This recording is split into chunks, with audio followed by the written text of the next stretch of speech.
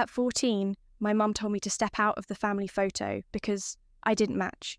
She smiled for the camera like nothing happened while I stood on the sidelines trying not to cry.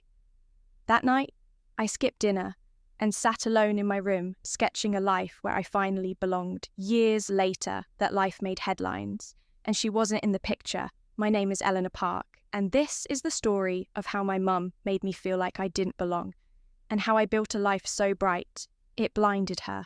Growing up, I didn't think of myself as invisible. Not at first. I was shy, sure, but I got good grades, cleaned up after myself, and didn't ask for much. I was the kind of kid you could count on to stay quiet in the car while the adults talked, and for a while that seemed to make everyone happy. Then Carla married Rick and everything shifted. Rick had 2 kids, Brooke and Jared. They were loud, athletic, and obsessed with attention. Carla called them a breath of fresh air. Suddenly our walls filled with photos of soccer trophies, dance recital and sun-drenched beach days. My artwork sketches I had carefully framed and hung in the hallway disappeared one by one, replaced by shots of the new family. No one said anything about it. Not even when I asked. Carla loved posting about us online, matching outfits, coordinated family fun days, brunches with hashtags. But I was always cropped out, or standing off to the side, blurry, mid-blink, forgotten. I tried to talk to her once. "Do you not want me in the pictures?" I asked one evening while she scrolled through filters on her phone. She sighed like I had asked her to donate a kidney. "Elena, don't make everything so dramatic. You're so sensitive." That was Carla's favourite phrase. "You're too sensitive," as if my hurt feelings were a personality flaw, as if I should be grateful just to exist quietly in the background. I stopped asking questions after that. Holidays were the worst. Rick's kids got new bikes and iPads. I got socks or school supplies one Christmas. They opened matching North Face jackets, while I got a notebook with my name spelled wrong on the cover. Carla smiled and said, "You like drawing, don't you?" I wanted to disappear into the floor. The hardest part wasn't the gifts. It was the way she acted, like everything was normal, like I was just ungrateful for not clapping over a clearance notebook while everyone else unwrapped their second round of gifts, but not everyone ignored it. My grandmother, Carla's mum, lived a few towns over in a little house with wind chimes on the porch. Her name was June. She had grey streaks in her hair and always smelled like cinnamon tea. She called me Lena and said I had my grandfather's hand strong and steady, perfect for creating things she never asked me to explain myself. She just saw me. That was enough when things got bad at home. I started spending weekends at Grandma Juness. Carla didn't mind. In fact, she seemed relieved to have one less person to arrange around her curated life at Grandma's. I got to breathe. She noticed I was always sketching faces, buildings, fashion designs, and asked if I'd ever considered graphic design. I told her I didn't even know what that was. The next week, she signed me up for a free weekend class at the local library. Then, another and another. Don't let anyone shrink your world. Lena, she told me one night, while we sat under a throw blanket watching old black and white movies, "You're bigger than they want you to believe." Carla never asked where I was going or what I was learning. If she ever noticed I was getting better at design, she didn't say a word one day. She handed me a shopping list and said, "Make yourself useful and pick this stuff up while I take Brooke to her modelling audition." I looked at the list. Shampoo, snacks, candles, all name brand. Of course, she shoved a $10 bill in my hand, like that would cover it when I pointed it out. She rolled her eyes. "Then use your own money. You're always at Grandma's house anyway. I'm sure she spoils you." That was the moment. I realised Carla didn't see me as her daughter. I was just an accessory to manage a kid who didn't fit the aesthetic. And if I didn't fit, I didn't matter. I started journaling more, sketching late into the night, planning an escape I couldn't name yet. Grandma June encouraged me to keep drawing every idea she told me. Someday, you'll need to show the world what they missed. She was right. But back then, I was just a kid with a pencil and a growing ache in my chest. I didn't want revenge, I just wanted to feel like I belonged.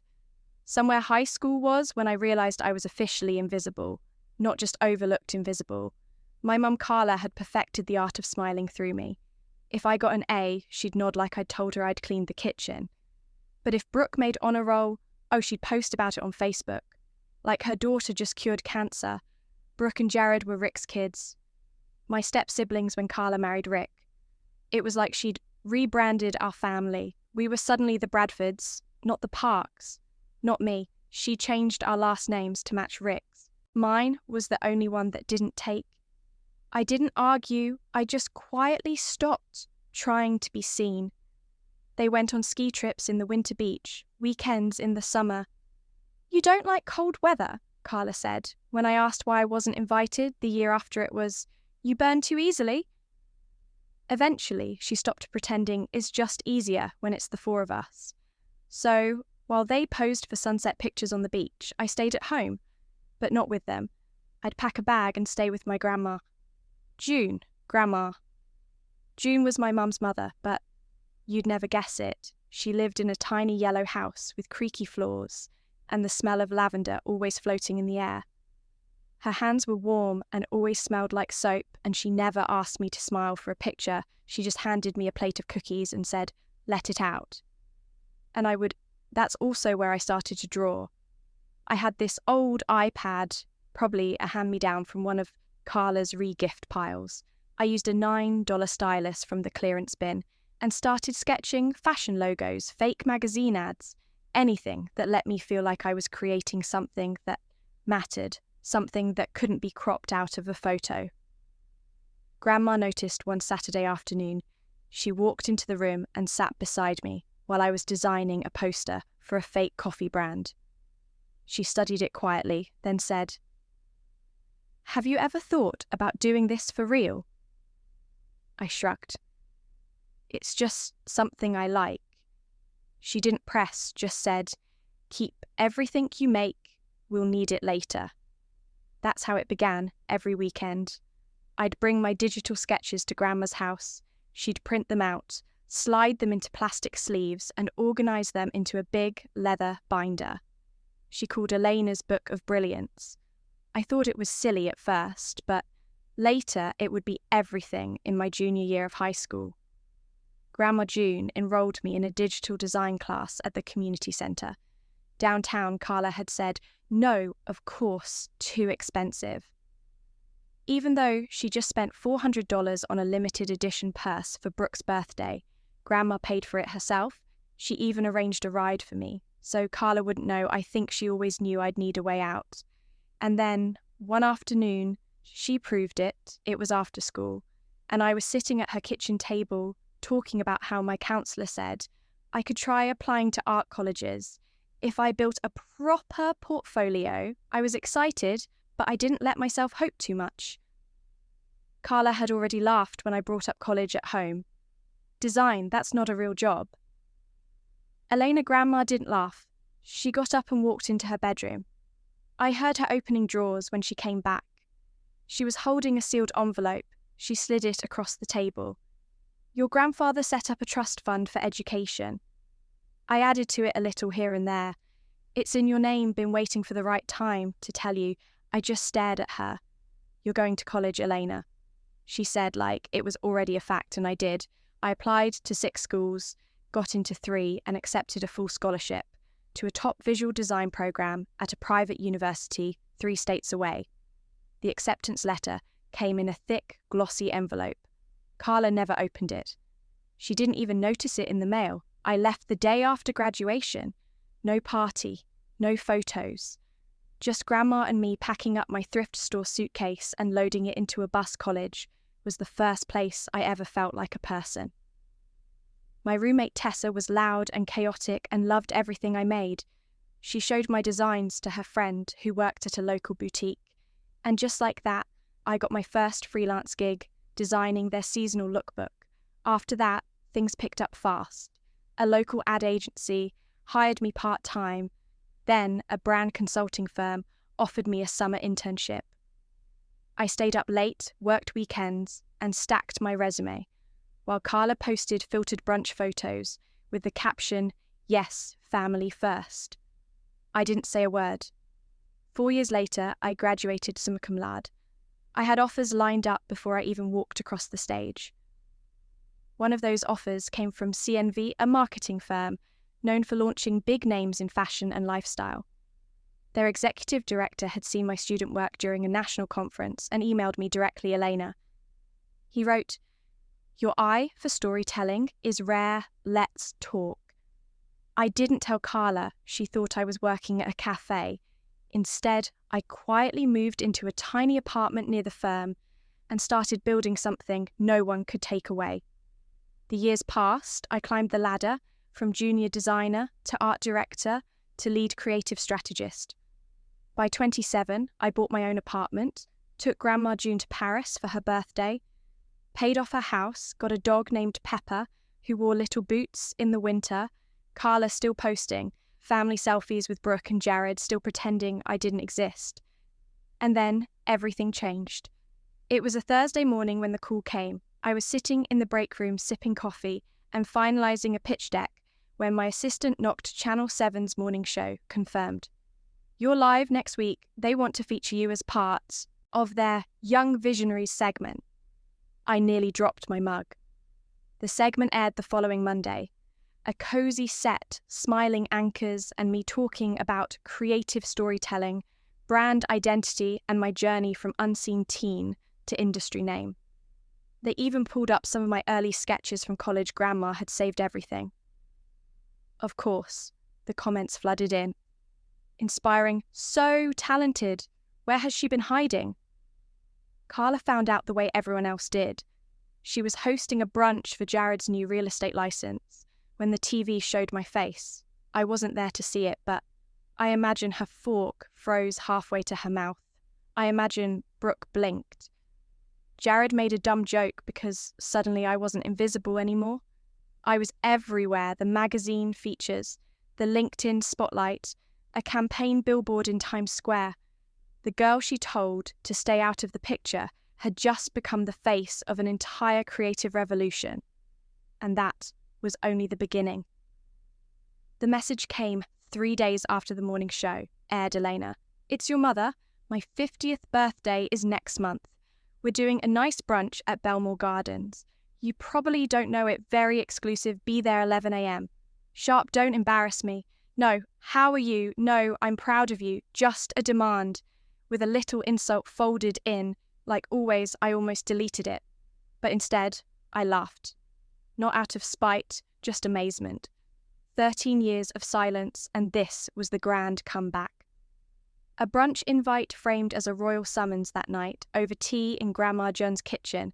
I told her about the message. She didn't say much, just raised an eyebrow and asked, "So, what are you bringing her?" I smiled and pulled out a small envelope. Inside was a certificate, an all-inclusive luxury spa retreat in the Swiss Alps. Private chef mountain view suite. Chauffeur, 5 figures. Easy. Grandma nearly dropped her teacup. "Elena, she doesn't deserve this." "Oh, I know," I said, sipping calmly, "but I'm not giving it to her. I just want her to see what she gave up." She chuckled. "You are your own kind of wicked." The day of the brunch, I wore a clean black jumpsuit and a simple gold necklace. No designer logos, no flashy heels, just quiet elegance, the kind people miss until it's already left the room. I arrived 5 minutes early. Belmore Gardens was exactly what I expected. Faux, fancy, watered-down mimosas decor that looked expensive. If you'd never actually been anywhere, the hostess led me to the private garden room. Everyone was already seated. Brooke, Jared, Rick, and a dozen people I hadn't seen since I was a teenager. Carla sat at the head of the table, dripping in gold sequins and self-importance. When she saw me, she blinked like I was a ghost. "Oh, you actually came," she said, forcing a smile. "You could have dressed up more for the occasion." I just nodded and took a seat at the far end of the table. The brunch unfolded like a low-budget soap opera. Brooke gave Carla a personalised jewellery box. Jared handed over a monogram designer tote. Each gift was met with fake tears and exaggerated gratitude. Then it was my turn. I reached into my purse and placed a small, neatly wrapped box in front of her. No fanfare, no speech, just a soft, happy birthday. Carla stared at it. eyes narrowing. This better? Not be one of those minimalist gifts people post about. Honestly, Elena, you show up in basic clothes, take a taxi here and now. This, she didn't even open the box, just shoved it back across the table. You always had a flair for disappointment. The room went quiet. Even Brooke looked uncomfortable, picked up the box, brushed off a crumb, and said calmly, "That's a certificate for a luxury retreat in Switzerland, the kind of place where people go to disappear from the noise." Her face powdered. "You're lying." "I was going to give it to you," I said, slipping it back into my purse. "But now I realize you don't want me. You just want what I can give you, you always have." I stood up, straightened my jacket, and gave her one last look.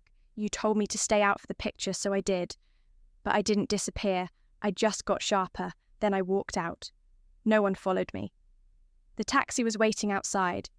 As we pulled away, I saw Carla rush to the front entrance, phone in hand. She was already dialing. I didn't answer. For the next 2 weeks, the messages poured in. "Let's talk. You overreacted. We're still family. Brooke needs help with branding. Maybe you two can collaborate. We're redoing the kitchen, could use a creative eye." Each message more transparent than the last. I blocked her on everything, but she found a way around it. Showing up at Grandma June's house with fake tears and demands. Grandma calmly told her to leave. "You gave up your daughter years ago. Don't act surprised that she doesn't want you." Now that night, I sat on Grandma's porch and watched the city lights blink through the trees. Then I pulled out the Swiss retreat certificate and smiled.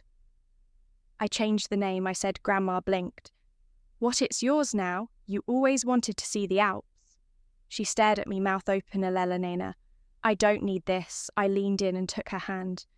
"You don't need it, but you deserve it. You saw me when no one else did. You let me draw, you called me brilliant. You saved every page. That's what mothers do," she cried. I let her for the first time in a long time. I felt full, not in a flashy, Instagrammable way, but in the quiet, grounded way that tells you you're safe. Carla will keep telling people. I'm ungrateful that I abandoned her, that I owe her something. But I don't. I owe everything to the woman who made room for me. When the rest of the world said, "Not now, not you." The family photo might have been perfect without me, but the life I built, it's better, because she wasn't in it.